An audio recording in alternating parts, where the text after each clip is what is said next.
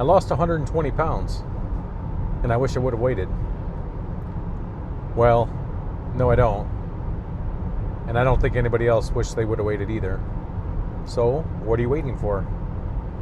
Best thing you can do is get up, get moving, and make a change in your life. All right, it's Saturday morning, December 6th, 2025. I've been meaning to record this video for quite some time. I've been on a health improvement journey for the last, nearly 2 years, since February 24th of 2024. I've learned a lot of things along the way about weight loss, nutrition, and a little bit about life in general, and how you handle things. You know, as a lifelong person who's been obese, not just obese, but morbidly obese, what I've noticed is that, you know, food tends to be a comfort item for me, you know, a nervous eater.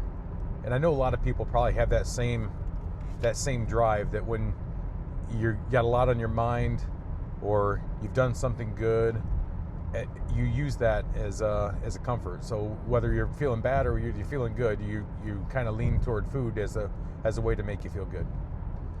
And that really leads to overeating, and oftentimes it's overeating the wrong foods.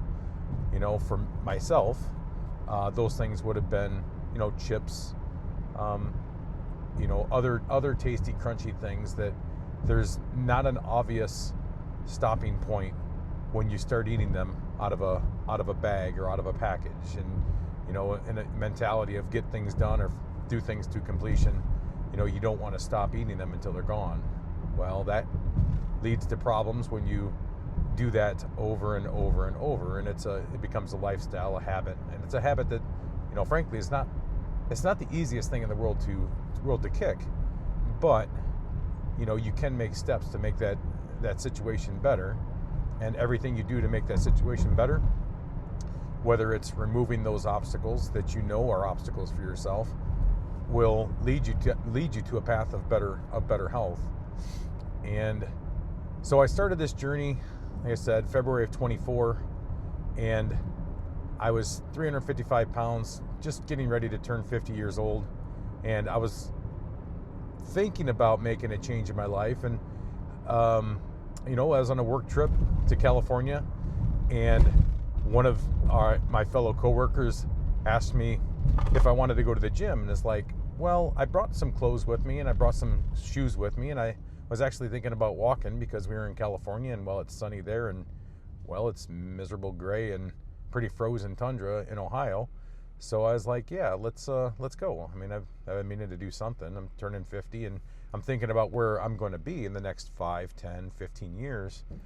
And, you know, I can do math pretty well. And I can understand that carrying 355 pounds is probably not the ideal situation to go strolling into your 50s, let alone your 60s. You know, and you know, if you layer onto this that my son, you know, who's 12, at the time he's 11, but he's almost mirroring where I was all of my life. And I think about what kind of an example that I want to be for my son, you know, and not just an example, but be able to teach him about nutrition in general, and the things that you can and can't eat, or should or shouldn't eat.